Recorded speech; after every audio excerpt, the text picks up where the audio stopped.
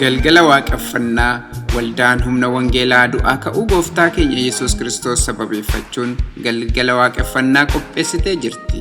Sagantaa kanarratti kan tajaajilan Faarfataa Phaawulos Tagany, Faarfattuu Keetim Abbabaa, Faarfataa Yoosef Baqqalaa, Faarfattuu Feeben Duubaa, Faarfataa Obsisaa Badhaasaa, Faarfattuu Naanaatii Yohaannis, Faarfattuu Hawwii Galataa, Muuziqeessaa Masarat Abdiisaa, Baandii Wagagtaa fi gurmuu waaqeffannaa waldaa humna wangeelaa yoo ta'an guyyaan sagantaa kanaa bitootessa yookaan maarchi 31 2018 waaree booda sa'atii 6 jalqabee teessoon 9221 Normandel Boulevard Bloomington Minnesota 55437 hundi keessanuu affeeramtaniitu. Waldaa humna wangeelaa.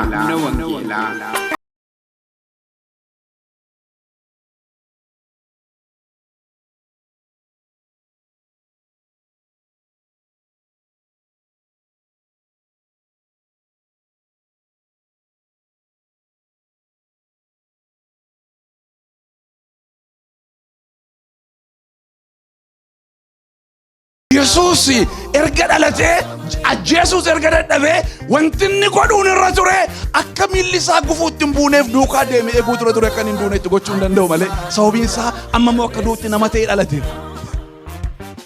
Sinii galee Yesuun irra ture akka hin duune gochuudha malee silaa.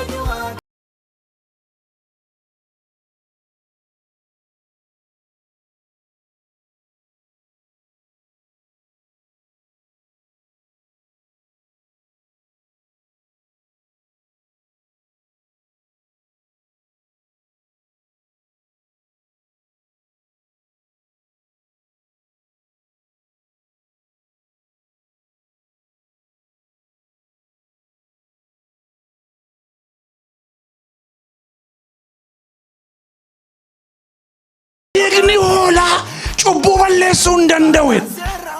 Igni saawwaa igni reetti cubbuu balleessuu hin danda'u. Maal godha malee? Hin haguuga achuma jala cubbuun. Ija Waaqayyoota kan argamne godhanni kakuu moofaa. Kanaaf warri kakuu moofaa maal eegaa turan? Dhufee dhiigi qulqulluun cubbuu balleessu akka dhufuuf eegaa turan. Eessa ta'anii jannata iddoo jedhamutu jira. Paradise jedha afaan Ingiliziisaa. Inni waaqarra miti. Seesitti agarsiisan. Ni waaqarra miti. Isaan dhufuu isaaniitiinitu cubbuun raawwatee barbadaa'e. Kanaaf iyyuu isinitti himaan eenyuttu kana booddee eenyuttu sababa cubbuutiif nama tokkottu hin faradamu. Firdii laman kennu Waaqayyo.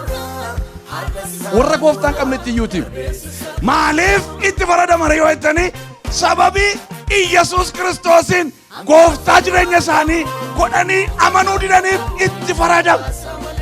Isarraa kan ka'e gara firdiitti darbu ergasii booddee immoo isatti namanne sababa ta'eef cubbuun isaanii hundumtuu bakkeetti ba'a. Cubbuu isaaniitti itti gaafatamu jechuudha.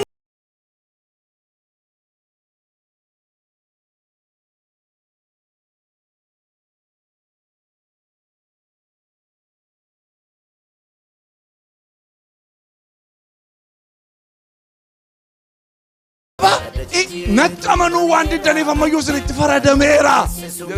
Sababa cubbuu gootaniif hin jennu.